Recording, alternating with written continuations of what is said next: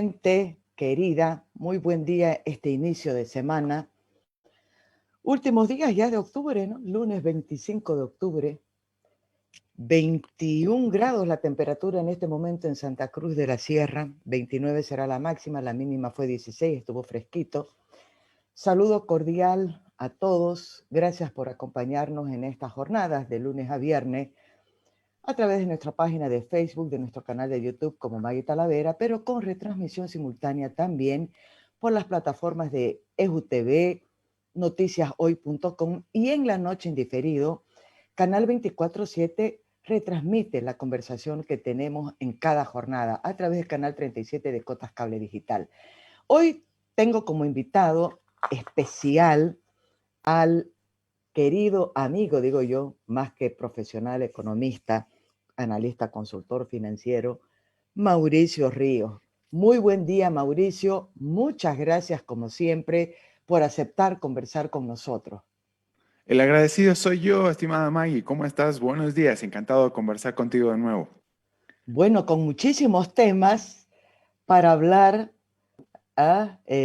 pensando solamente en economía, y claro, uno no puede pensar solo en economía y separarla también de una mirada de la coyuntura política, ¿no? Una y otra están entrelazadas. ¿Quién mejor que Mauricio para saber de esto? Querido Mauricio, de entrada, por favor, tu primer pantallazo sobre la situación económica de Bolivia. Hay ahí una serie de datos, estamos cerquinga de fin de año, ¿no? Ya se conoce el balance, eh, las empresas, las instituciones, no solamente las empresas, están todavía preocupadas por qué es lo que va a pasar, habrá, no habrá doble aguinaldo, toda esta coyuntura, la pandemia, en fin, hay muchos temas para tocar de manera puntual, pero primero quiero un pantallazo tuyo, Mauricio. Sí, Maggie. Bueno, mira, en términos generales, lo que más preocupa, o lo que más debería preocupar a la economía nacional en todo caso, es el hecho de que al Estado o al gobierno de manera más concreta se le haya caído el financiamiento, y es algo de lo que hemos venido hablando ya desde hace mucho tiempo. Fue algo que habíamos anticipado hace ya más de un año.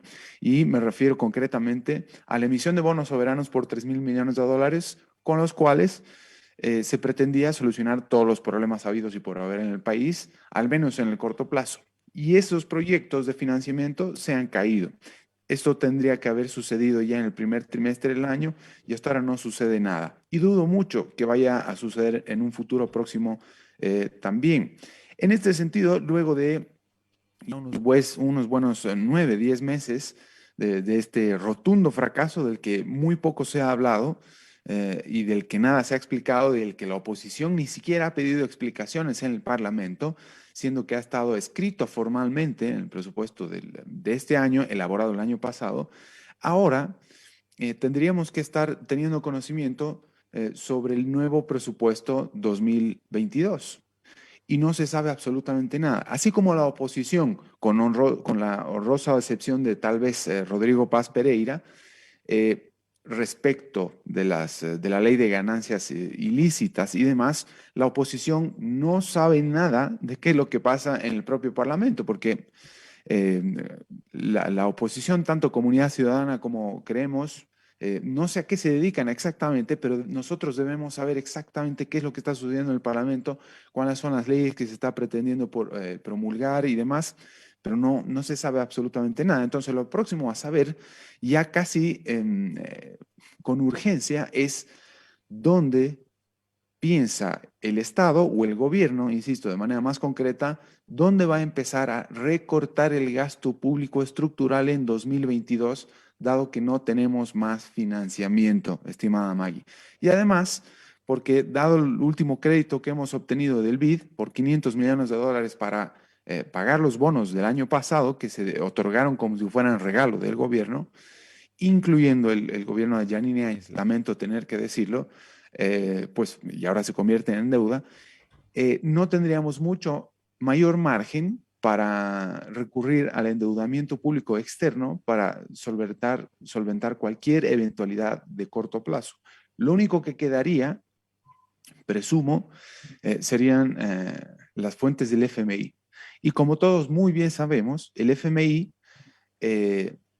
probablemente podría otorgarle a Bolivia un monto relativamente razonable y además relativamente flexible, relativamente barato en el contexto de la pandemia. Pero después de eso, que no sería suficiente, después de eso, los otros 3.000 o 4.000 millones que necesitaríamos serían a cambio de reformas, no solamente ajustes, sino ya reformas muy severas y no necesariamente orientadas en la buena dirección. Así que aquello a lo que nos estamos enfrentando, Maggie, para el próximo año, ahora sí, que a diferencia de lo que habíamos conversado hace un año exactamente, podría ser, sí, muy severo. No pretendo ser muy alarmista, pero sí que hay que prepararse para eventualidades muy fuertes. Ese es mi panorama general de la economía nacional, Maggie.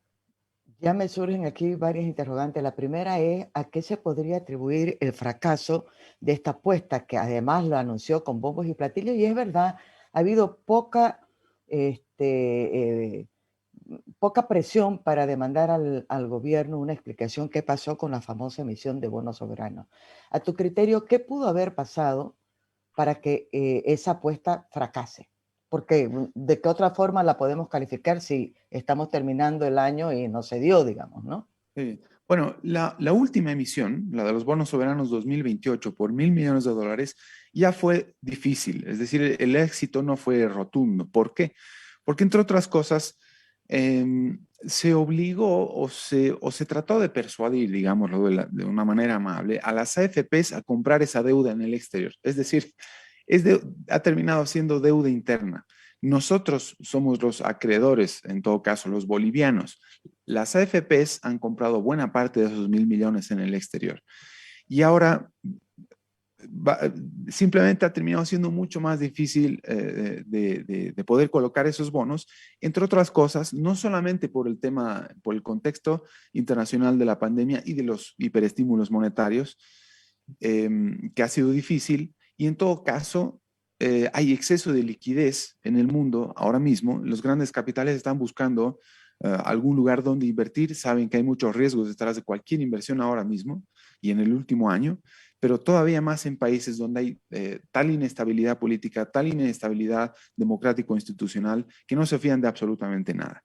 Entiendo, las malas lenguas dicen que la mejor posibilidad que hubiera tenido Bolivia para colocar esos bonos hubiera sido el 8%. 8% es muchísimo, estimada May. Peor aún cuando Arce Catacora, en la campaña 2020, en su plan de gobierno, en la propuesta que hizo, planteaba el impago de la deuda pública externa durante sus 2 primeros años de gobierno al menos. Y no mucho más tarde, una de las primeras cosas que hace fue recurrir a Naciones Unidas para solicitar un diferimiento de pagos o la condonación incluso de deuda pública de Bolivia en el exterior. Es decir, se ha endeudado a casi 5 veces, o un poco más de 5 veces, desde que el movimiento del socialismo está en el poder, pero luego pide condonaciones. Es decir, no tiene sentido, pero por ningún lado. Entonces, así nadie puede fiarse de lo que está sucediendo. Pero no solamente eso, Maggie. Quienes invierten en Bolivia probablemente estén viendo que existen ciertas garantías para la economía nacional en tanto la minería y los hidrocarburos estén bien parados. Pero el negocio tanto de la minería, ya vemos cómo Sumitomo se está yendo del país, que era la última empresa grande que estaba en el país, y empresa internacional, cómo se está yendo el país, y al mismo tiempo hidrocarburos está empezando a importar, y EPFB de manera concreta está empezando a importar cada vez más gasolina y diésel, y tenemos cada vez menos posibilidades de seguir exportando gas a la Argentina, al Brasil, a renegociación de contratos de manera permanente. Es decir, el modelo implementado en 2006 hace aguas por todo lado, y en la medida que más se insiste en rescatarlo, nos está acercando más cerca, perdón, sí, valga la redundancia, nos está llevando cada vez más cerca a la bancarrota del país, May. Entonces, hay señales por todo lado, hay banderas rojas, hay red flags, como dirían mis amigos americanos, por todo lado para la economía nacional, y nadie se fía de la palabra de Bolivia, porque la institucionalidad que debería acompañar las promesas de pago eventuales no tienen garantía alguna. Ahora, claro, el panorama está mucho más complicado que hace el año pasado, cuando hemos hecho el balance, e incluso inicios de este año, ¿no? Por lo que uno se ve.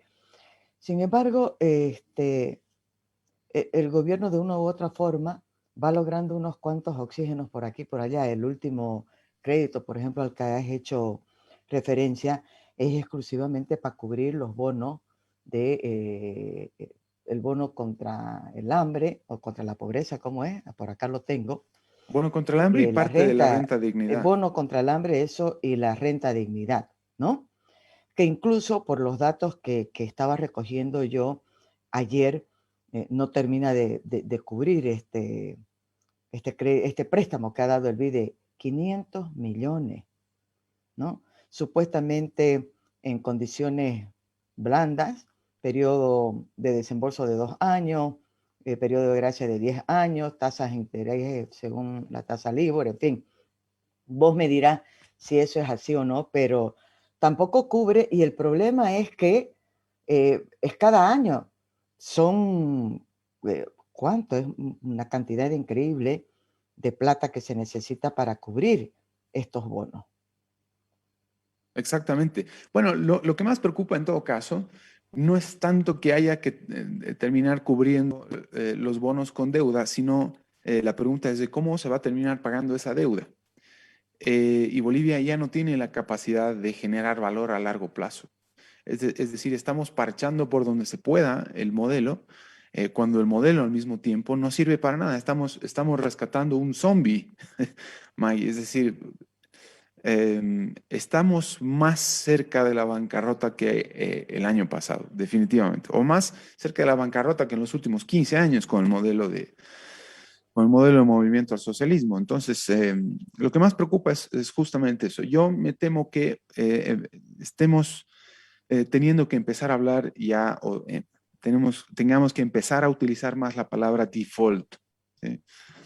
Nos hemos ido argentinizando muy rápido, May. Ya estamos recurriendo al Banco Central, a los créditos del Banco Central para cubrir el déficit fiscal. Es decir, estamos tocando las puertas de la era de los años 80 en el país y estamos muy cerca de vivir capítulos muy, muy, muy complicados, muy similares, con el solo hecho de estar comparando Bolivia o la situación actual con la de los años 80 ya es suficientemente preocupante, porque lo que sabemos hasta aquí es que cualquier medida que se vaya a implementar va a ser muy severa, estimada Maggie, para bien o para mal. Es decir, ya sea para seguir insistiendo en la aplicación o en la preservación del modelo comunitario productivo plurinacional, social comunitario productivo nacional boliviano, no me acuerdo bien cómo se llama el modelo, o para implementar un nuevo 21060, Maggie, un 21060 moderno, si se le quiere llamar. Pero a lo que me refiero es que va a ser severa. Cualquier medida que se vaya a implementar va a ser muy severa y la gente tiene que agarrarse muy fuerte, lamentablemente. Entonces, la incertidumbre además crece muchísimo alrededor de esas ideas. En ese punto quiero que profundicemos. Es el modelo económico, social, comunitario, productivo Boliviano. de Bolivia, ¿no? Del Estado Plurinacional de Bolivia, para hacerlo completo. Hace solamente un par de días vos ya habías planteado que era urgente darle un giro de 180 grados a ese modelo económico, social, comunitario, productivo del Estado Plurinacional de Bolivia. No hay Exactamente. miras de que eso ocurra, ¿no? No, en absoluto. Como decía, hace un año lo que decía es Arce Catacora, el mayor desafío de Arce es ver si se inclina por rescatar su modelo o por rescatar la economía, que no es lo mismo. Y se ha inclinado por rescatar su modelo o por tratar de rescatar su modelo, y además con la seguridad de que su modelo funciona, cuando en realidad es lo que nos está empujando hacia la bancarrota. Al mismo tiempo, yo creo que las autoridades piensan que esto es un problema pasajero y que además de que va a ser pasajero, la economía nacional se va a recuperar por sí misma, por sí sola. Pues yo diría que sí se va a recuperar sola en la medida que se la deje funcionar, pero el intervencionismo sobre la economía es cada vez mayor. Hay cada vez más impuestos, se persigue a los ricos, se persigue políticamente a la gente, se la apresa sin debido proceso. es sumamente complicado, Maggie. No hay luz al final del túnel, lamentablemente. Como digo, lo único que quedaría es el FMI. Incluso la China le ha cerrado las puertas a Bolivia ya antes de que Arce fuera presidente. Entonces, es cada vez más complicado, Maggie. Pero además me permitiría decir que si hay que ser un poco más específicos, los mayores riesgos ahora mismo están en el pilar que todavía ha sostenido la economía nacional, que es el sector bancario y financiero. Eh, no tengo todavía los datos, no estoy seguro si han salido todavía, me imagino que sí, pero es muy importante fijarse cuáles son los niveles de mora en el sistema bancario ahora mismo, pero además de manera más concreta todavía al tercer trimestre de este año. Todos sabemos que al cuarto trimestre, es decir, al cerrar el año, se cierran las cuentas como sea, se las camufla, es decir, se hace lo que sea, se hace malabarismos para saber cuál ha terminado siendo la mora en enero, febrero, etcétera, ¿no? Que son los datos de fin de año del 2021. Los datos claves son al tercer trimestre de este año.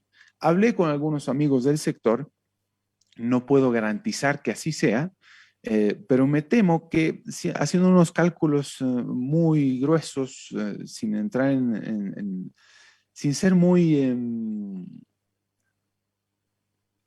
sí, sin ser muy específico, sin ser muy estricto con las cifras, digamos, no me sale la palabra ahora mismo, me atrevería a decir que la mora bancaria está en dos dígitos yo, ya, Maggie. No me atrevo a dar una cifra exacta, pero está en doble dígito. Y eso es muy preocupante. Y va a seguir subiendo en la medida que vayan venciendo los diferimientos, los programas de diferimientos, que habían sido individuales, yo pensé que habían sido en grupo, pero no, habían sido individuales. Pero eventualmente todo eso se tiene que pagar. Entonces ya nos estamos acercando a un momento en el que este juego nos va a decir game over. Se terminó el juego, se terminó el financiamiento, ¿qué vamos a hacer? ¿Hay que apretar el botón de reset a la economía o qué vamos a hacer? ¿Qué juego vamos a plantear acá? Y la incertidumbre es esa. ¿De qué se va a tratar el próximo juego que vamos a tener acá? Porque esto ya no es sostenible, Maggie. Ahora, claro, el Ejecutivo recurre a préstamos del Banco Central, pero ¿hasta qué punto el Banco Central tiene también la capacidad de estar atendiendo esos requerimientos? ¿Y a costa de qué, Mauricio? Claro, esa es la pregunta del millón. ¿Hasta dónde podemos estirar este asunto? Vamos a ver, el Banco Central empezó con los experimentos que a mí no me hubiera gustado que haga ya el año pasado, durante la gestión de Yanine Áñez. El directorio que había designado Yanine Áñez empezó con el experimento de la devaluación en el mercado secundario, es decir, empezar a jugar con papeles del Banco Central sin tener que imprimir propiamente dinero como en los años 80 en el país para prestárselo al sector público directamente. Eh, eh, esto es una devaluación monetaria en el sector secundario. Para que la gente no se complique, esto es hacer una maniobra de devaluación solamente en el sistema financiero, pero que eventualmente se termina convirtiendo efectivamente en el famoso M1, que no significa otra cosa más que imprimir billetes y monedas. Eventualmente, cuando todos esos papeles que han creado, toda esa deuda creada, eh, se termine venciendo. Es decir, eh, el Banco Central de Bolivia trató de hacer una operativa en la cual se han involucrado bancos como el Banco Central Europeo o la Reserva Federal o el Banco Central de los Estados Unidos, para que nos entendamos, ya desde el inicio de la gran recesión del 2008 a 2009 y que han sostenido durante 12 años y que en teoría habría funcionado y que habría ayudado o que habría impedido que la economía estadounidense, de manera más concreta, siguiera cayendo. Hubiera evitado que los mercados caigan y que con tal caída generaron una muy severa recesión en los Estados Unidos. Pues lo único que ha hecho la Reserva Federal y el Banco Central Europeo, y por tanto lo que ha hecho el Banco Central de Bolivia, ha sido postergar los problemas a cambio de agravarlos. Eso es exactamente lo que han hecho. Ahora, la pregunta era, cuando estos grandes bancos empezaron con esta operativa, la gran pregunta era, pues muy bien, si se supone que ahora hemos solucionado los problemas de la gran recesión, ¿qué van a hacer o cuáles van a ser los recursos a los cuales van a acudir en caso que hubiera una nueva crisis? Y ha sucedido ahora mismo con la pandemia. como decía en un principio, curiosamente, las crisis suelen suceder en el sector financiero, bancario y financiero. A diferencia de otras crisis, durante la pandemia el sector bancario y financiero ha sido más bien un pilar que ha ayudado mucho a salir rápidamente de la crisis. Pero no es exactamente lo mismo que sucede con los bancos centrales. Los bancos centrales puede que ayuden al sistema bancario y financiero, pero ahora han ido a deteriorar la calidad del balance del conjunto del sistema. Es decir, insisto en decir, para no complicar la existencia a nadie, las garantías que tiene ahora el sistema bancario y financiero para apoyar la economía son muchísimo menores que al inicio de la pandemia y aún más que al inicio de la gran recesión. Esto es una generalidad alrededor del mundo. Y la consecuencia de todo lo que se ha hecho durante todo 2020 y diría que también 2021 es que no, están empujando la economía global y en Bolivia estamos empujando también en la economía hacia un escenario de estancamiento inflacionario, es decir, el peor de los mundos, Maggie. Se aplicó keynesianismo, el keynesianismo más consabido desde los años 30, como si fuera realmente la receta que se debería aplicar siempre frente a cualquier recesión, frente a cualquier crisis económica, sin preguntarse primero a qué se ha debido la crisis o cuáles son los mecanismos que ya se había utilizado en anteriores crisis y que no han funcionado realmente. Bueno, el escenario que vamos a tener en Bolivia va a ser el mismo que el resto de la economía global, pero con menores garantías aún. Bolivia tiene sus propios problemas. Han sido creados por el modelo económico, social, comunitario, productivo boliviano desde 2006 y los problemas aquí son estructurales, no son problemas pasajeros, no son de coyuntura. Insisto también en decir de que las soluciones pasan por asumir medidas muy severas y que no nos van a permitir salir rápidamente, Maggie, de este problema. Es decir, la recuperación que tendría Bolivia no va a ser pronto, no va a ser fácil y va a requerir un esfuerzo mucho mayor al que estábamos pensando en un principio, ya incluso de la pandemia. Cuando decís medidas difíciles, duras, ¿a qué te estás refiriendo, Mauricio? Y había una pregunta que se me ha quedado por aquí volando. No, a propósito de todo este panorama, hay un informe, Fitch, ¿no? Que se llama, yo no lo pronuncio muy bien, pues el inglés, Mauricio, ¿no? Fitch Ratings, ¿cómo se pronuncia esto? Vos me dirás, que es la calificadora de riesgo, ¿no? Que estaba observando un riesgo en relación a las reservas internacionales por el uso de recursos del Banco Central para financiar el déficit fiscal, que es el problema que vos has planteado al comenzar nomás el análisis de la coyuntura en esta conversación que tenemos esta mañana. Claro, el gobierno, sin embargo, se ha agarrado de la calificación que le ha puesto en la categoría B, que es estable, ¿no? Diciendo que más bien ese informe es favorable, que demuestra que está todo por buen camino, etcétera. Eh, Depende mucho cómo se leen los informes y cómo se leen las cifras, ¿no, Mauricio? Sí, bueno, no, lo que hizo Fitch, empiezo por el final, Fitch Ratings, en todo caso, así se pronuncia, Fitch Ratings. Lo que dijo Fitch fue, vamos a mantener la nota de calificación de Bolivia, pero sepan que le estamos cambiando la perspectiva. Es decir, hemos pasado de darle un voto de confianza temporal a Bolivia y vamos a ir revisando de manera cada vez más frecuente lo que sucede con la economía nacional. Pero no somos ya optimistas con lo que pueda suceder ya incluso en el corto plazo. Es decir, hasta aquí al menos yo estoy de acuerdo, no solamente con Fitch, sino hace poco también dijo lo mismo Moody's. La rebaja de calificación podría darse en cualquier momento, Maggie, dependiendo qué es lo que sucede justamente con todas estas variables que estábamos mencionando. Pero ¿a qué me refiero cuando hablo de medidas muy severas? Por ejemplo, en el sector público, que es donde está el problema más grande, lo primero que podríamos empezar a ver es despidos masivos de empresas públicas que no generan rentabilidad y que nunca han generado rentabilidad. Acordémonos que el crecimiento del número de empleados públicos en el Estado con el movimiento al socialismo se disparó, creció meteóricamente.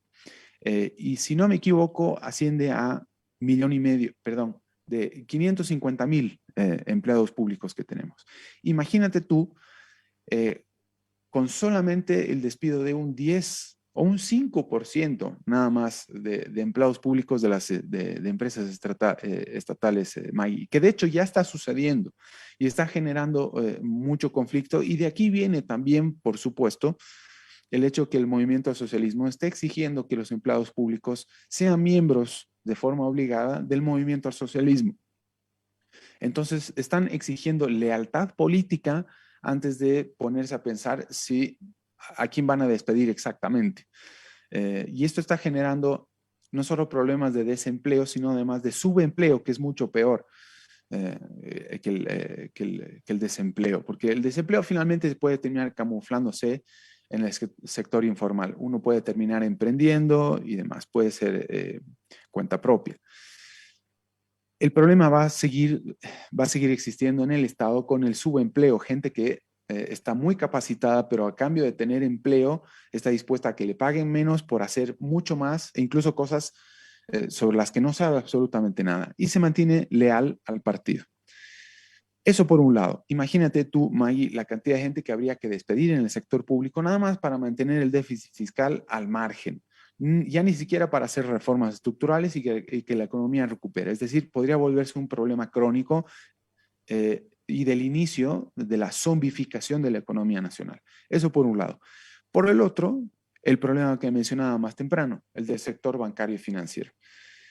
Uno de los mayores problemas de las reformas que habría implementado el movimiento al socialismo de manera acertada fue la intervención, nuevamente como era en los años 80 antes de que se implemente el 21060, la intervención de las tasas de interés. Es decir, quien fija las tasas de interés crediticio acá en el país es el gobierno y las fija en un nivel muy inferior al cual el mercado en condiciones de libre competencia las establecería. Entonces está generando un margen de incertidumbre y de malas inversiones y de asignación de recursos, de mala asignación de recursos muy grande y que eventualmente se tiene que terminar corrigiendo de alguna forma. Si no lo hace el Estado, lo va a hacer el mercado de manera forzada. Y cuando lo hace el mercado, lo hace como latigazo, Maggie.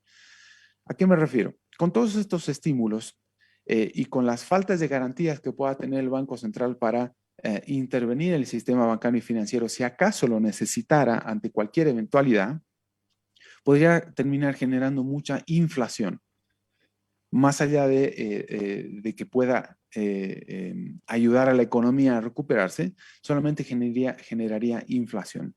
Y además sin garantías de que la economía, de que el sector real de la economía se empezara a recuperar. Es decir, nuevamente estoy planteando el escenario de estancamiento inflacionario, de esta inflación. Entonces, ante un incremento de la inflación, que de todas maneras yo creo que la inflación es mucho más alta de lo que calcula el propio INE, y de hecho ya están pensando nuevamente en ver cómo van a seguir ponderando ciertos componentes del IPC, pues habría que incrementar tasas de interés de manera muy drástica.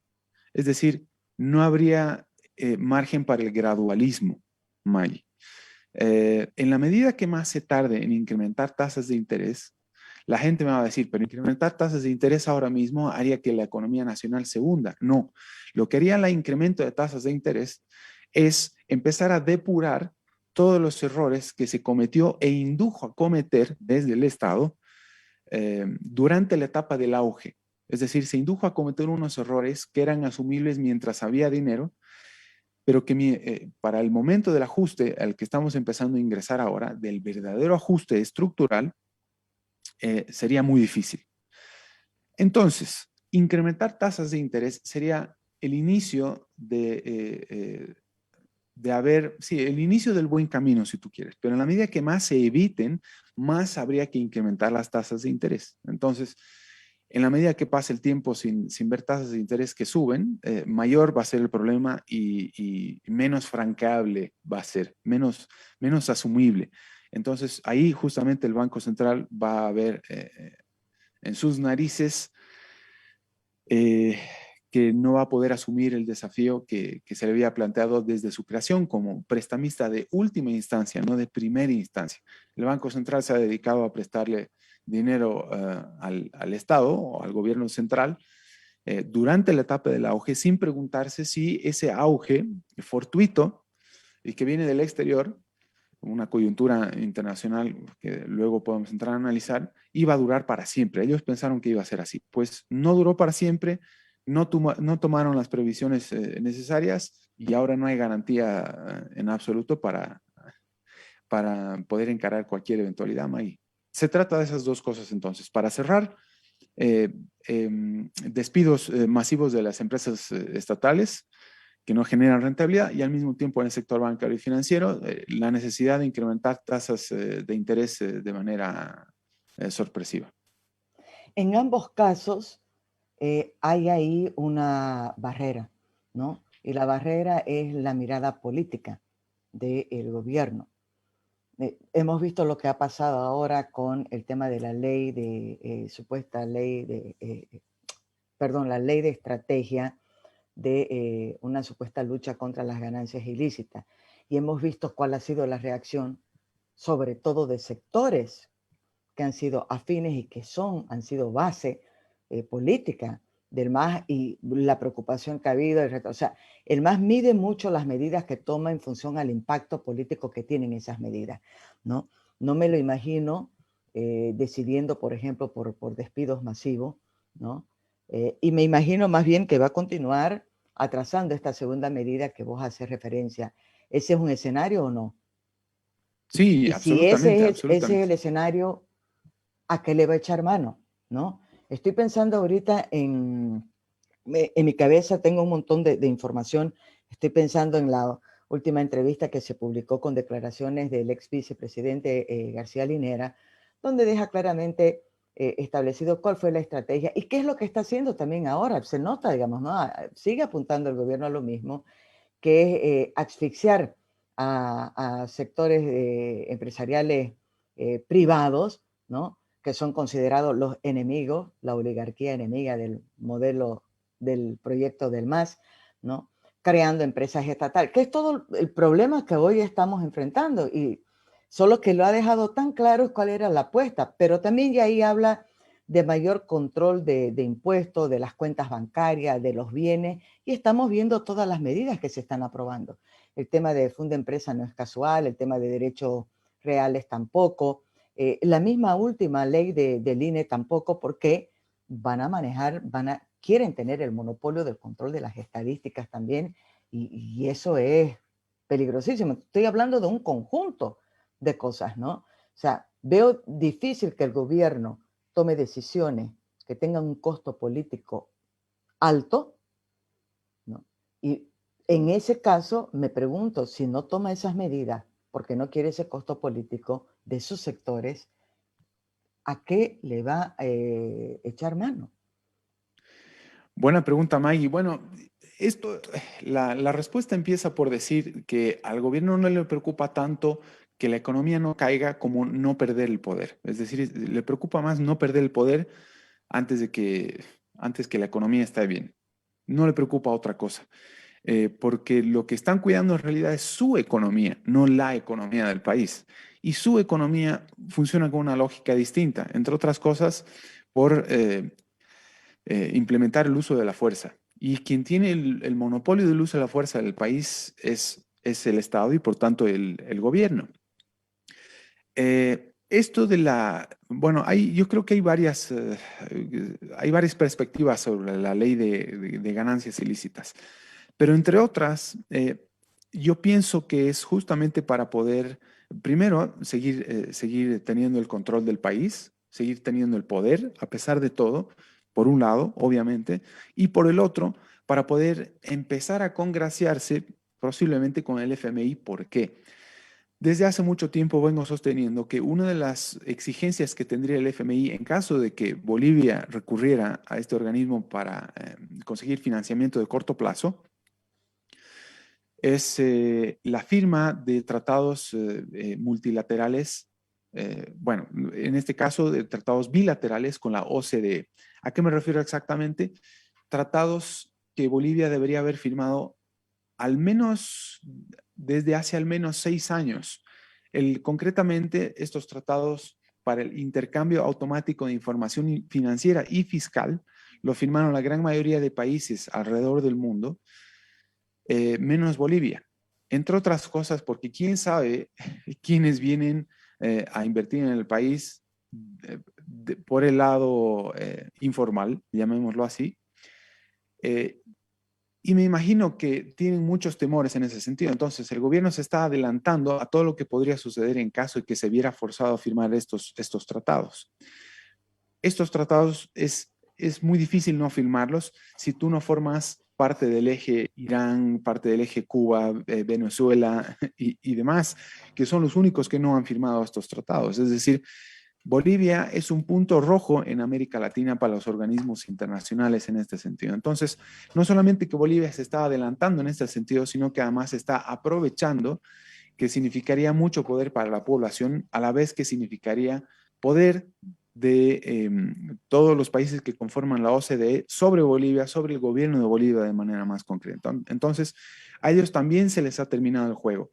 O se hacen mucho más rebeldes en el contexto político internacional también, o van a perder el poder en todo sentido. Es decir, van a perder la imagen para empezar ante los organismos internacionales, la buena imagen que supuestamente habrían construido desde 2006 con el mito este del buen salvaje y de que somos muy pobrecitos y que el mundo nos tiene que ayudar cuando nos conviene, por supuesto, y por otro lado, que les permitiría como garrote al interior del país para quien se atreviera a sacar cabeza, renegando contra la economía o contra cualquier otro problema que está generando el gobierno. Por ese lado va Maggie más que otra cosa. Pero insisto en decir con algunas cosas que ya había dicho mucho antes también, los ricos siempre tienen medios para poder defenderse. Siempre hay manera de defenderse.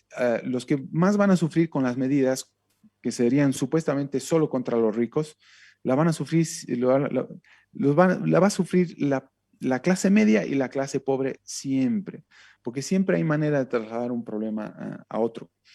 No, que no sea extraño, Maggie, que la ley de ganancias ilícitas se traduzca en otro tipo de leyes, porque muchas de las cosas que estamos viendo en esta ley de ganancias ilícitas ya las estábamos viendo en otras leyes, como la que detuvieron en el 2018 el sector salud o los médicos en general, o el nuevo Código Penal, etcétera. Es decir, la idea es seguir avanzando sobre su proyecto totalitario, sus propios negocios, y no necesariamente para generar justicia social en el país, para crear justicia social o para implementar determinada ideología. Es decir, es socialismo moderno, si tú quieres. Y yo me quedaría ahí para decir, pero creo que los objetivos son esos. Son esos y lamentablemente la gente va a sufrir. Va a ser cada vez más complicado. Si no logran hacerlo de una manera, van a tratar de hacerlo de otra. Creo que con lo que has dicho queda más clara también la posición de intransigencia que tiene con esta ley el gobierno, ¿no? Es una ley a la que tiene dos patas para ellos y las dos son necesarias para su proyecto político. Y has dicho algo que me lo he marcado aquí. Al gobierno le preocupa más no perder el poder que cómo va la economía del país. Punto. Y otro dato que es muy importante, por mucho que puedan golpear a los ricos, las medidas, se pueden cerrar empresas, no sé, frustrar inversiones. Claro, tienen un respaldo, van a sobrevivir, ¿no? A los que les va a afectar de verdad es a la clase media y a los sectores más empobrecidos, que son los que dependen de esas fuentes de trabajo, de esas empresas que pueden cerrarse o de esas inversiones que no van a darse porque no tienen un capital propio y tampoco tienen un respaldo. Y estoy pensando, esta es una coyuntura muy, muy particular, porque además después de casi 2 años de pandemia, la gente si tenía 100 pesos ahorrados ya no tiene ni cero, ¿no? Así es. O sea, ahorita la situación de indefensión de clase media baja, es total. Así es. Y me atrevería a decir también que es mucho peor todavía. ¿Por qué? Es mucho peor para aquellos que dependen de un sueldo y además de un sueldo denominado en moneda nacional. Todas las personas que dependen de ese sueldo, que les pagan un sueldo y que además trabajan en el sector público, van a tener serios problemas. ¿Por qué? Hay mucha gente que trabaja para empresas públicas o para empresas estatales que no necesariamente son del movimiento al socialismo, que saben que no son rentables, que ya tienen cierta edad además, entonces se enfrentan a un problema de varias aristas. Si los despiden, les va a ser muy difícil encontrar trabajo por la edad que tienen o porque van a quedar desempleados en un momento de ajustes en el que nadie lo va a contratar a uno, salvo que uno tenga habilidades extraordinarias. Y si uno tiene habilidades extraordinarias, finalmente puede terminar emprendiendo, buscar suerte en ese ámbito. Por otro lado, probablemente esté endeudado. Por otro lado, tiene hijos pequeños. Vamos, los problemas típicos que tiene alguien de clase media en este país, y casi en cualquier otro, pero sobre todo en este país. Si hay una devaluación cambiaria, Maggie, y yo he estado percibiendo sueldo en bolivianos y encima quedo desempleado, es a lo que me refería, estancamiento inflacionario. Me quedo desempleado, lo poco que podía ahorrar en bolivianos, teniendo un sueldo en bolivianos, va a haber sido devaluado al menos en un 40% y me voy a haber quedado sin absolutamente nada. ¿Qué me va a quedar por hacer? ¿Aventurarme en el emprendimiento o qué exactamente? Uno de los problemas justamente que ha demostrado que ha habido con la pandemia o al momento en el que las autoridades decidieron encarar la pandemia con cuarentenas masivas y forzosas fue que la gente, comparativamente hablando, con otras crisis, no tenía ahorros. Volviendo a temas teóricos que tenemos los economistas, la teoría predominante en el último año o en los últimos 2 años, Maggie, ha sido la keynesiana. Y la keynesiana dice que lo peor que se puede hacer en momentos de crisis es ahorrar, que lo que habría que hacer es incrementar el consumo para que la economía se recupere. Yo soy de los que opina exactamente al revés, que para encarar una crisis hay que no gastar en tonterías y que más bien hay que tratar de ahorrar. Y mejor aún, hay que tratar de no ceder a la tentación de recurrir a ahorros previos que nosotros podamos haber tenido. Es decir, mientras hubo auge en la economía nacional, la gente debería haber ahorrado y no ha ahorrado absolutamente nada, Maggie. Y además, si hubiera ahorrado, ha ahorrado en bolivianos y cree estar muy segura en la medida que no haya devaluación cambiaria. Yo creo que, bueno, no creo nada, es una realidad. No hemos devaluado, o sea, tenemos un tipo de cambio fijo de facto. No sé si distintamente del nivel de reservas que tengamos o no del Banco Central, vamos a seguir manteniendo el mismo tipo de cambio.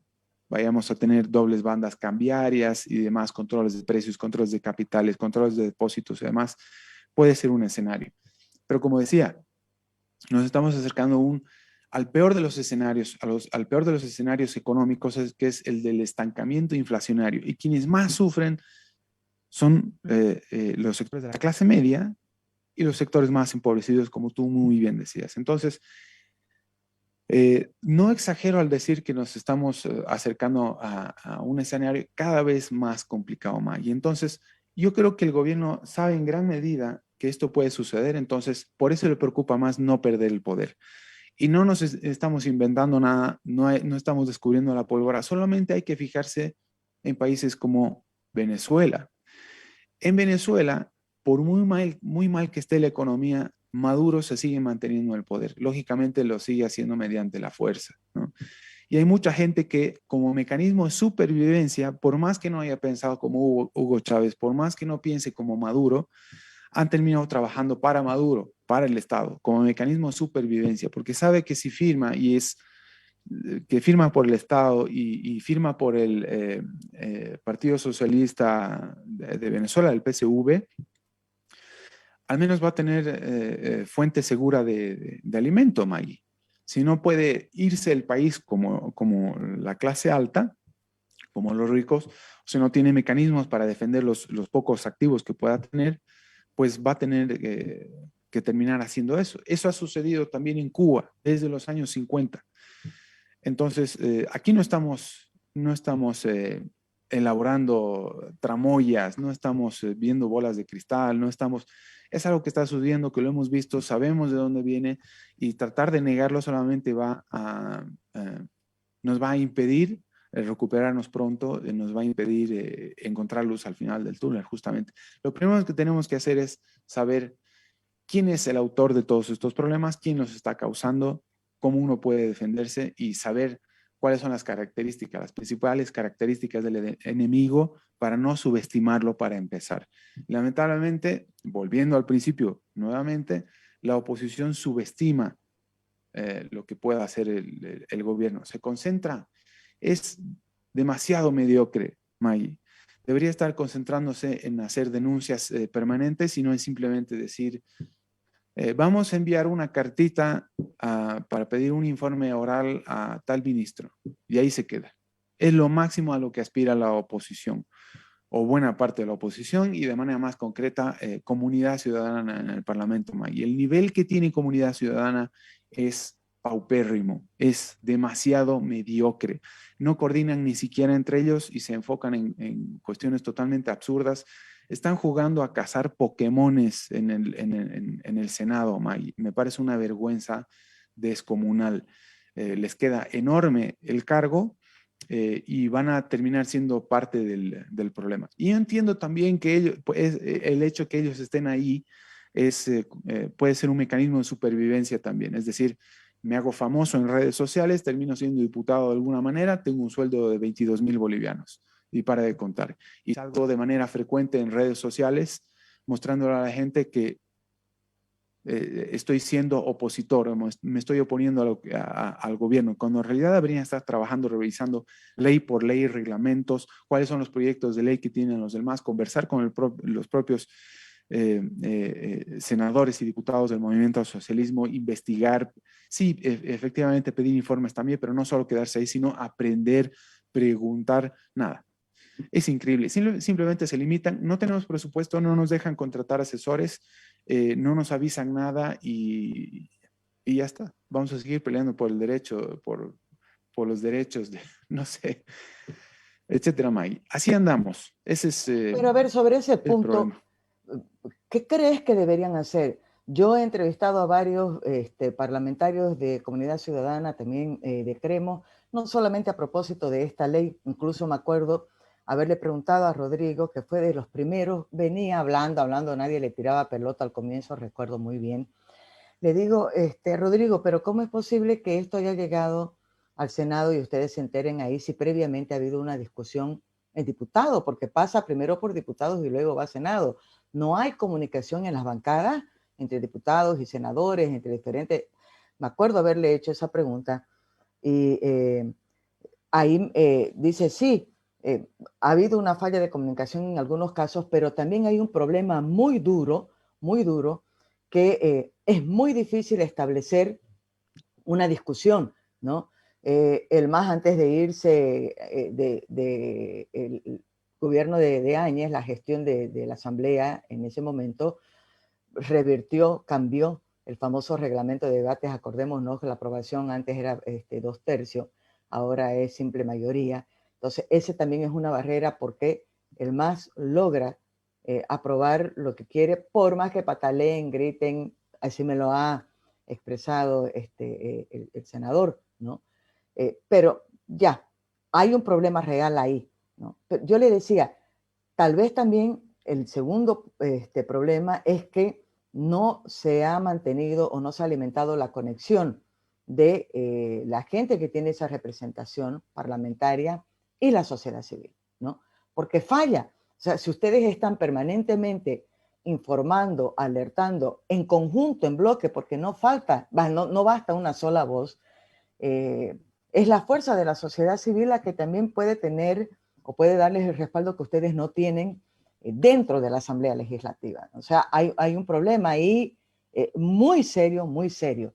Pero pensando en esto, ¿qué es lo que pueden hacer en este momento? Digo, los parlamentarios, ¿no? Los de oposición en la Asamblea y el resto de las organizaciones, instituciones de la sociedad civil. Te planteo esto pensando en muchos ruidos que me ha provocado lo que ha dicho García Linera y una reacción, yo digo, tardía y un poco timorata de parte de los sectores empresariales que debieron salir poniendo el grito en el cielo, ¿no? Ujú. Miren, tal cosa, qué sé yo, hemos visto, hasta ahora hay algunos pronunciamientos, incluso hay unos pronunciamientos recientes de la CAO, de algunos subsectores de la CAO en relación a la ley de ganancias ilícitas, ahora, ¿no? Recién voy a llamarlo al presidente de la CAO porque tengo una charla pendiente con él, pero además lo que ha sucedido ayer con este tema de la minera San Cristóbal también me alimentan más mis dudas sobre esto que te estoy diciendo, ¿no? Cómo se mueve el gran sector empresarial en relación al poder, creyendo tal vez que se van a salvar, no sé, ¿no? O Ujú. siendo parte también de estrategias del gobierno, porque lo que hemos visto ayer, vos has acompañado, me imagino, las idas y venidas de estos anuncios de que ya se había comprado, de que todavía no se ha comprado, de que están en negociación, pero ¿quiénes aparecen en escena? Aparece nada menos que el presidente de la Confederación de Empresarios Privados, que es presidente a su vez de UNAGRO acá, y aparece el empresario potosino Cariaga, si no me equivoco, ahorita lo tengo el nombre por aquí. Sí, Orlando Careaga. Claro, pero no solamente que aparecen haciendo un anuncio que después dice la empresa todavía no se ha cerrado, ahí hay una cosa que no la entiendo. Yo mal pensada, que es lo que pienso ahora, hasta en la noche seguían saliendo, ¿no? Una cosa y otra por allá y un comunicado y demás. Es que es una forma de presionar a los japoneses seguramente por el tema del precio, ¿no? Que no han llegado a un acuerdo del precio. Me imagino porque no, ¿qué otra explicación podés dar para una operación que es tan seria que se supone deberían estar el que compra y el que vende juntos diciendo hemos llegado a esta decisión o no? Una conferencia de prensa domingo en Potosí, ¿no te parece sobre una operación de esta envergadura? Bueno, yo pues soy mal pensada, está mal de repente porque exagero, ¿no? Pero entre las declaraciones de Cariaga, él decía, aprovechando la seguridad jurídica que está viviendo el país y el programa de desarrollo que tiene el gobierno. Un empresario asegurando que está aprovechando la seguridad jurídica que está viviendo el país, junto al presidente de la Confederación de Empresarios Privados. Y digo, no me cuadra, porque vengo escuchando a los empresarios pequeños, medianos, grandes, de todo tamaño, diciendo que uno de los problemas en Bolivia es la falta de seguridad jurídica. Ujú. Bueno, a ver, Perdón, eh, Mauricio, pero tengo tantas preocupaciones que de repente te he chipado. no, no, no, no. Bueno, sí me has hecho varias preguntas y comentarios sobre qué pueden hacer los parlamentarios en el Parlamento. Trabajar, Maggie. Como decía, se están dedicando a cazar Pokémones en plena sesión del Senado, ¿sí? Y en vez de dedicarle tiempo y esfuerzo al TikTok, hacer videitos de TikTok, mofándose del gobierno, deberían trabajar, deberían estar leyendo cada ley. No es esto de que no me dejan debatir, no es eso de que no me dejan hablar en el Parlamento, no es eso de que gritan mucho. Los diputados y senadores deberían conocer de arriba abajo cada letra, cada pie de página de cada ley que el movimiento al socialismo pretende aprobar. Es tan sencillo como eso. Un periodista tiene mayor acceso a las leyes que los diputados, entre otras cosas porque los diputados y senadores están concentrados en otra cosa. Una senadora por Cochabamba, Barrientos, de manera concreta, se concentra más en qué es lo que está diciendo el presidente del Comité Pro Santa Cruz sobre la huipala que sobre la propia ley 1386. ¿Qué es más grave? Así tú empiezas a darte cuenta cuáles son las prioridades, cuáles son las ideas que le ocupan la cabeza a la oposición en el Parlamento, o la llamada oposición, llamémosla oposición entre comillas, pero es que no tienen ni pies ni cabeza, no tienen iniciativa, Maggie, no saben qué persiguen, no se sabe cuáles son sus principios, no se sabe absolutamente nada. Y acuérdate que estamos hablando de esto luego de que se dijo que tenían más afinidad con el MAS que con Creemos, por ejemplo, en el Parlamento, que le caía bien Iván Lima, que le caía bien el vicepresidente Choquehuanca, que ojalá lograra todo lo que está diciendo que quiere lograr. Imagínate toda la sarta de cosas que está diciendo May. esta misma senadora empieza a decir también de que la posesión de Yanine Áñez efectivamente fue irregular.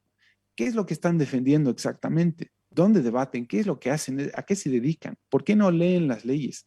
No necesitan discutir nada en el Parlamento si no les dejan. Tienen que tomar la ley, leerla, dominarla, saber qué es lo que dice, incluyendo el reglamento y anexos, y recurrir a la opinión pública, pero de manera seria. No hacer un video de 15 segundos para el TikTok.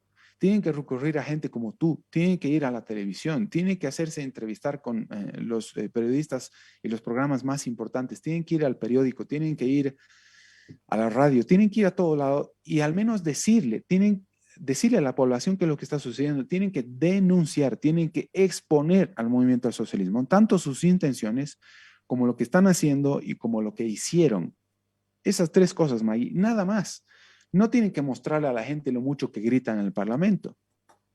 Si la cosa está fuera del Parlamento, si no hay 2/3 en el Parlamento, bueno, entonces salgan del Parlamento y encuentren la mejor manera de hacerlo. Para eso no necesitan asesores, Maggie. Se supone que ellos saben algo para trabajar. Se supone que están calificados para algo, para leer al menos una ley. Y si no saben, preguntan a su amigo, o si no, preguntan a su vecino. Si no, están aislados en el Parlamento. Bueno, en fin, eso es sobre el Parlamento, qué es lo que están haciendo. Afortunadamente, más temprano mencioné como honrosa de excepción a Rodrigo Paz Pereira y me acuerdo perfectamente la primera vez que hizo la denuncia sobre estas leyes perversas, leyes malditas que les dicen ahora. Y me parece muy bien, pero al mismo tiempo, fíjate tú, Maggie, que el propio Rodrigo Paz Pereira, cuando hizo estas denuncias, estaba solo y está solo hasta el día de hoy. Y solamente cuando ven que la gente les exige a los diputados y senadores pronunciarse sobre la materia, lo hacen. Pero si por ellos fuera, estas leyes hubieran pasado hace rato, ni siquiera se hubieran dado cuenta. Es más, la 1386 ha sido aprobada por 2 diputados de Comunidad Ciudadana. Uno fue, no me acuerdo, una diputada Oña, suplente, creo que de Carlos Alarcón, nada menos, imagínate tú, Maggie. O no me acuerdo si el otro diputado era suplente de Carlos Alarcón. Imagínate tú, Maggie, no coordinan ni entre titular y suplente, no coordinan ni horizontal ni verticalmente en el Parlamento, ni siquiera para ponerse de acuerdo en qué es lo que van a hacer en la próxima conferencia de prensa.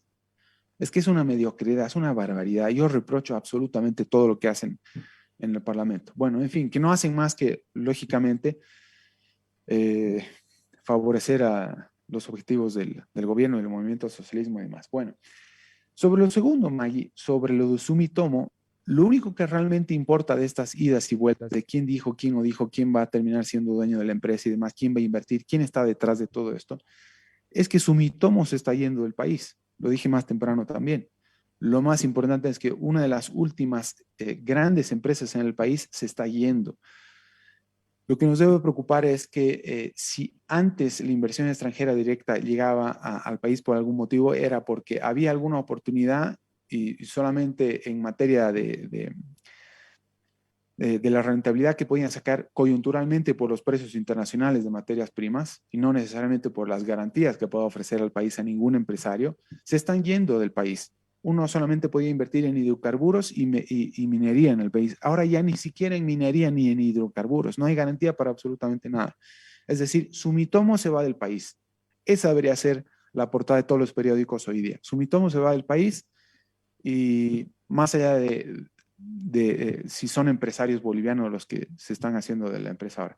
He visto un economista, por cierto, Maggie, diciendo que la noticia es buena porque los recursos no se van a ir del país, Claro, porque que es los una recursos ahora se van a poderosa quedar en el país. señal.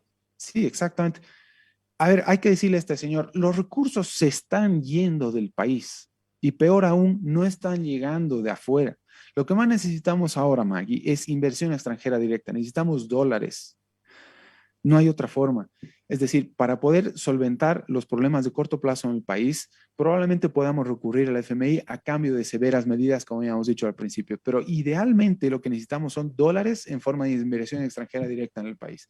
Y para eso necesitamos garantías jurídicas, necesitamos estabilidad política, garantías de que nadie me va a perseguir si acaso no conozco alguna nueva ley que la oposición se ha olvidado sobre la cual la oposición se ha olvidado pronunciarse, etcétera. Es decir, el problema es mucho más grande de lo que parece con Sumitomo, pero lo importante es que los grandes capitales se están yendo del país. Y otra cosa es que Bolivia se quede con lo que quede, ¿no? Es decir, con las migas, con las migajas, y que con eso podamos presumir de que somos grandes empresarios. No, en absoluto.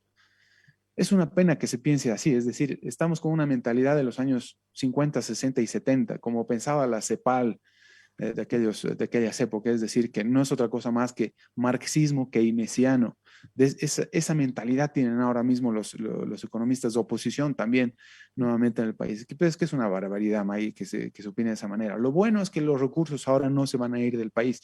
Entonces, le están dando justamente razón al movimiento al socialismo y toda la retórica esta que viene con Galeano también, de que los españoles vinieron a quitarnos todo, que nos explotan, de que la teoría esta del centro-periferia, de que Estados Unidos nos explota y nos vende nuestros propios recursos naturales a un precio añadido, que les vendemos nuestros recursos naturales a precio de gallina muerta y ellos nos los vuelven a vender a nosotros elaborados a precios inaccesibles y demás.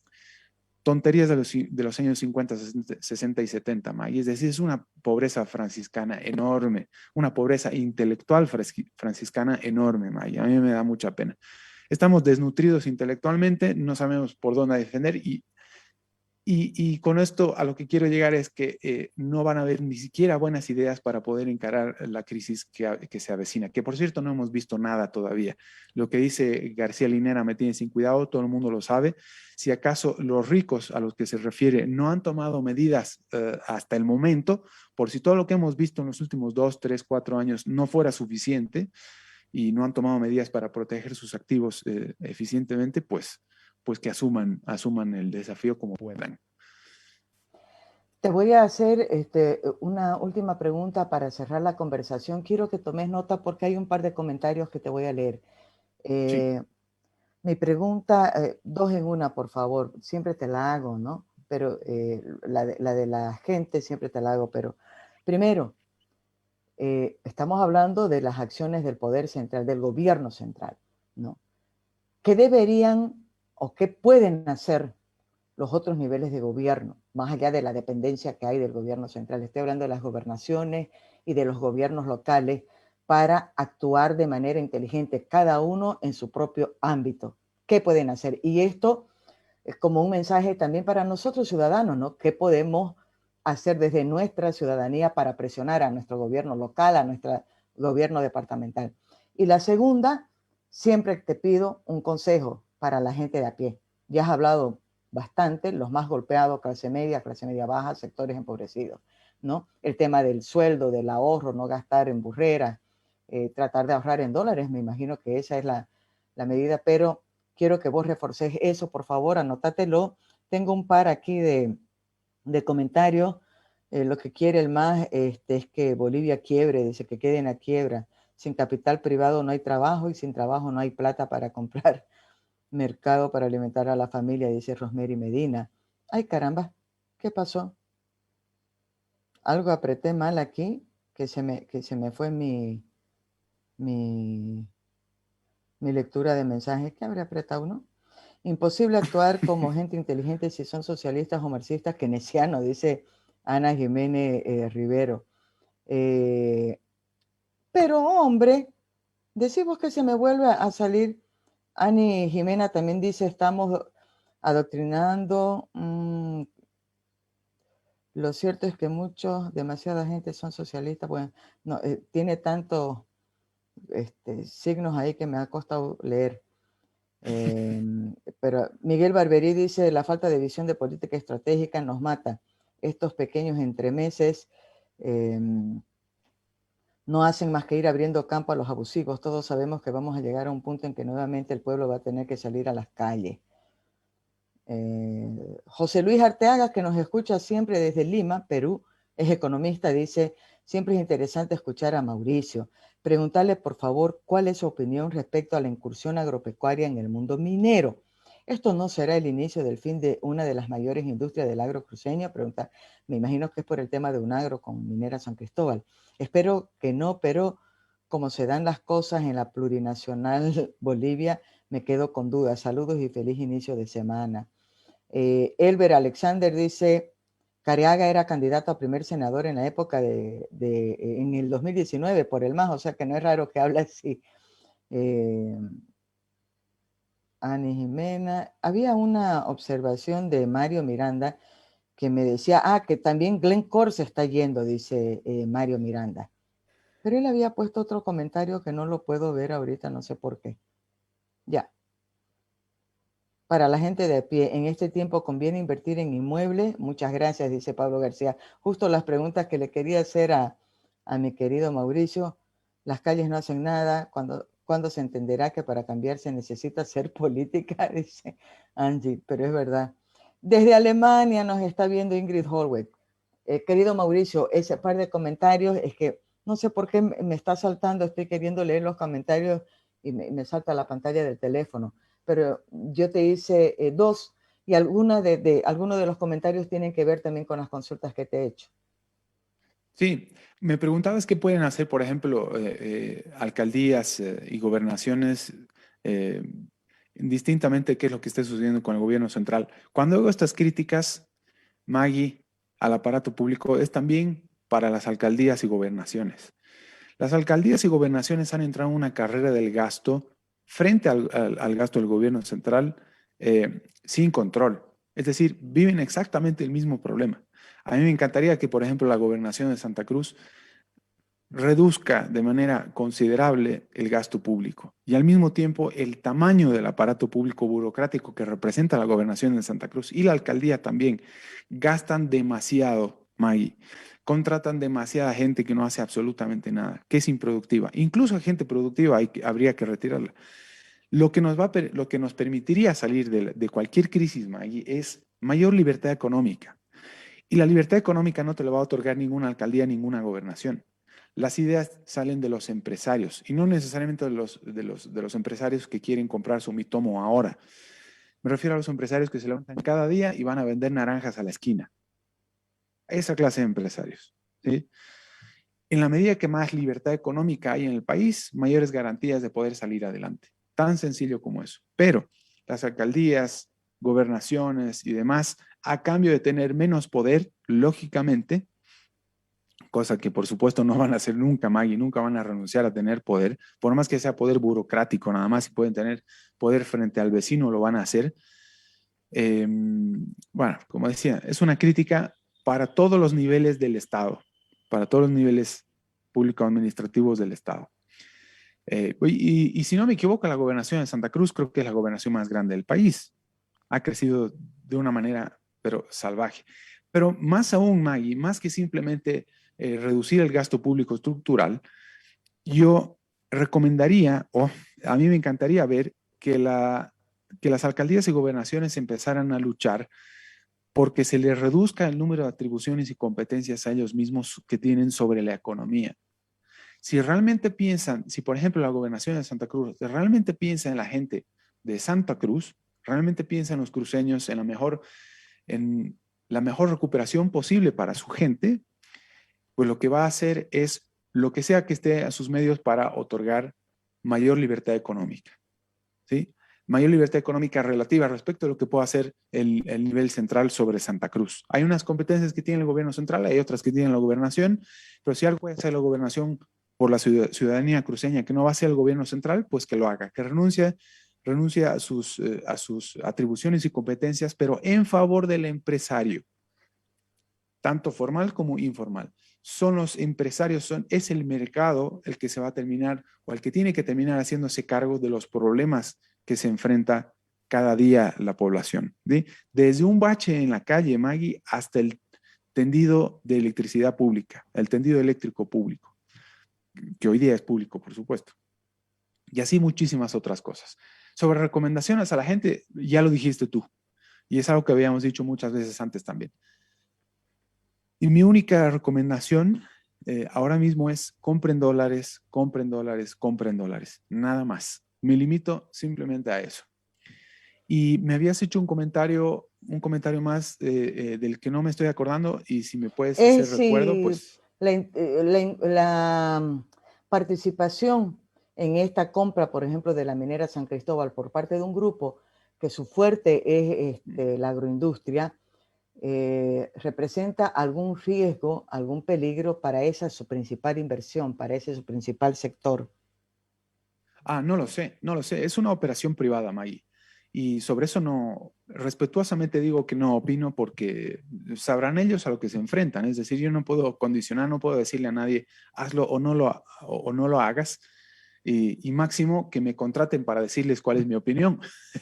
Pero es una operación privada. Yo respeto lo que se haga en el ámbito público. Y como decía más temprano también, lo único que puedo aportar en esta materia es decir que no es bueno saber que una gran empresa internacional se va del país, sobre todo la envergadura de Sumitomo. Me da pena que sea así y que haya gente incluso que lo celebra con un pésimo enfoque teórico sobre la coyuntura. Y pues nada más, estimada Maggie, no sé qué es lo que podría hacer. Si un agro piensa que puede comprar Sumitomo, probablemente no sea solamente porque tiene la capacidad de hacerlo en términos de dinero, es decir, porque tiene el capital, sino además porque conoce a la gente que pueda llevar adelante el desafío. Es decir, los empresarios no son tontos. No hay empresarios que manejen grandes capitales que sean tontos. Finalmente conocen o contratan gente que sí sepan sobre la materia. Los empresarios no tienen por qué saber absolutamente todo de determinado negocio.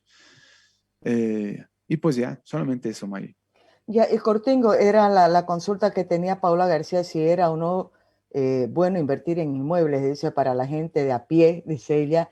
Y Ingrid Holberg, que nos pregunta también desde Alemania, si vos crees que se debería actualizar el censo, si ese debería ser o no una batalla. Si se debería actualizar el censo, ¿esa es la Es que está pregunta? el tema del nuevo censo, ¿no ves? Y se habla Sí, sí, del sí. pacto fiscal y está una cosa unida con la otra, me Sí, imagino que sí, es sí. por eso. Bueno, empiezo por este tema del final. Nuevamente caemos en el tema este de las atribuciones y competencias que tiene el Estado sobre la economía. En la medida que más atribuciones tenga el Estado sobre la economía, más atribuciones y competencias, es decir, en la medida que mayor capacidad tenga, que más capacidad tenga para intervenir en la economía, más va a necesitar de estadísticas, ¿sí? Entonces, por el contrario, en la medida que veamos que se necesita más censo, en realidad estamos pidiendo que el Estado intervenga cada vez más en los quehaceres de nuestras vidas. Es decir, yo no estoy de acuerdo en absoluto que se lleve un censo eh, con preguntas cada vez más específicas. Es decir, mientras más poder tiene el Estado, más necesidad de estadísticas tiene para poder intervenir en nuestras vidas y que al mismo tiempo nosotros mismos no nos podamos hacer cargo de nuestras vidas como los adultos que somos, ¿sí? Así lo resumo yo. A mí no me gusta nada la idea de que se haga un nuevo censo como mecanismo para conseguir nuevos recursos para Santa Cruz, porque quien más está insistiendo ahora mismo en que se haga un nuevo censo es Santa Cruz, porque cree que por materia de regalías conseguiría más recursos en materia de gasto público, es decir, conseguiría más recursos para más carreteras y más hospitales, para resumirlo de esa forma. En mi muy humilde criterio, yo creo que la construcción de escuelas y hospitales debería estar en manos privadas, que sea el mercado el que identifique si realmente existe la demanda de más escuelas y hospitales en Santa Cruz, o si cuáles serían exactamente las características de esa demanda. No es simplemente decir, hay tal cantidad de población en Santa Cruz y de acuerdo a mi criterio de burócrata, considero que debería haber tal número de escuelas en el país, por tanto se debe gastar tanto en esta materia en Santa Cruz. Pues no funciona así y lo único que estamos haciendo, pensando de esa forma, tratando de insistir tanto con el tema del censo, es nuevamente en el problema del pacto fiscal. Es algo de lo que ya habíamos hablado antes, estimada May. Exacto. Algo que tiene que hacer Santa Cruz es ponerse a pensar en aplicar el principio de competencia fiscal, no de pacto fiscal. Santa Cruz no va a ser libre, no va a tener futuro en la medida que la paz se lo permita, sino en la medida que se lo exija. Y va a tener futuro, insisto nuevamente en decir, en la medida que más libertad económica tenga. Así que el censo es un error, el pacto fiscal es un error y yo más bien empezaría a concentrarme en ponerle límites al censo, estimada Maggie, porque es Las estadísticas del Instituto Nacional de Estadística son la avanzada de la intervención del Estado sobre la economía. Así lo veo yo y espero que haya quedado suficientemente claro en ese sentido. Lo digo respetuosamente. La otra, ¿es buen momento para invertir en el sector inmobiliario? En términos generales yo diría no. ¿Por qué? Porque ha habido sobreoferta, es decir, hemos tenido un hiperestímulo de la demanda durante la etapa del auge que ha terminado generando demasiada oferta de bienes inmuebles en términos generales.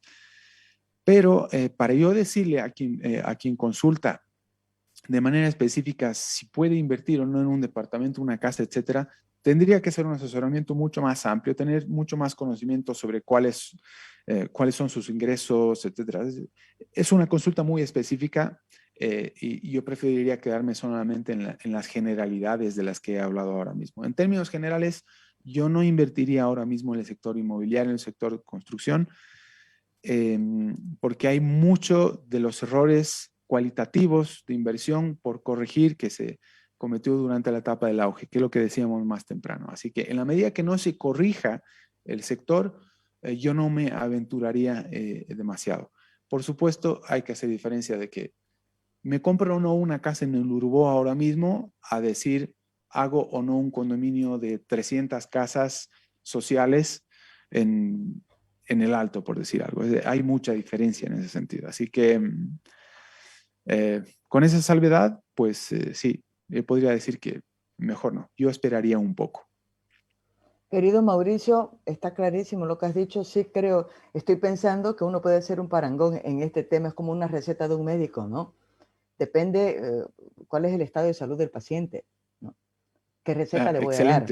Excelente, excelente, Me vino ahorita excelentemente a la bien dicho, sí. cabeza porque, claro, me imagino que si tengo la posibilidad de comprar una vivienda que me va a resolver el que no tenga que estar pagando cada mes mi alquiler porque no tengo de dónde y tengo ahorita un monto y tengo una propuesta interesante, no sé, por eso me parece súper, súper acertada tu observación. Muchísimas gracias, querido Mauricio. Vamos a tener que estar ahora más que nunca en contacto porque la situación amerita, ¿no? Creo que la gente necesita muchísimo recibir información permanente sobre este tema que tiene que ver con economía. Gracias, querido Mauricio. Yo encantado de estar siempre en tu programa, Maggie, sobre todo hablando de temas que yo considero que son muy importantes y que se les debe prestar mucha más atención todavía. Pero me atrevería a decir también de que a pesar de que yo estoy encantado de estar siempre en tu programa, la oposición al Parlamento tiene que empezar a trabajar ya y tiene que aprender de economía ya también, porque los próximos desafíos ya no va a ser solamente la tal ley, sino tienen que aprender un poco de economía para saber cuáles van a ser los desafíos y cuáles podrían ser las leyes que podría eventualmente elaborar el movimiento socialismo en ese sentido. Es decir, no solamente tienen que revisar las leyes que ahora mismo tiene en proyecto el movimiento socialismo, sino las que podrían empezar a elaborar. Fijándose en Venezuela, fijándose que si vamos, que agarren un teléfono, hablen con la oposición respectiva de cada país y vean qué es lo que está pasando. Si aquí no saben absolutamente nada, pues que pregunten a alguien.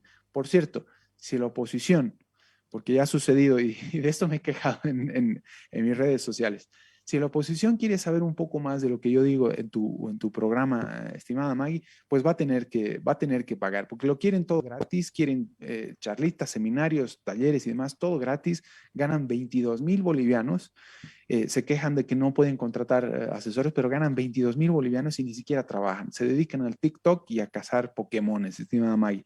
Insisto en decir, creo que esto es lo que más destaco de toda la conversación que hemos tenido, que la oposición debería empezar a trabajar, deberían conocerse entre ellos de una vez, deberían coordinar, deberían ayudar a Rodrigo Paz Pereira, que es el único que está denunciando lo que realmente debe ser, en vez de concentrarse en tonterías como ver qué es lo que opina el presidente del Comité Pro Santa Cruz sobre la huipala. Una tontería descomunal, estimada Maggie. Lamento tener que decirlo con cierta molestia, pero es que no están a la altura de las circunstancias, lamentablemente, y los desafíos que tenemos ya hacia fin de año y 2022 son enormes, Maggie, y no van a pasar pronto tampoco. En fin, nuevamente muchas gracias y nos vemos pronto. Un abrazo, querido Mauricio. Gente que nos ha acompañado, muchísimas gracias también por los comentarios, por compartir con nosotros sus inquietudes. Mañana, en este mismo espacio, voy a estar con el vicerrector de la Universidad Autónoma Gabriel René Moreno, el doctor Reinerio Vargas. Vamos a hablar del tremendo reto, el gran problema que tienen entre manos ahorita las nuevas autoridades de la René Moreno, y voy a aprovechar de tocar el tema económico también. Gracias, querido Mauricio. Abrazos virtuales desde Santa Cruz de la Sierra, Bolivia. Un abrazo. Chao, Maggie. Chao. Chao, David. Con muchas gracias, querido, por su apoyo, por su paciencia.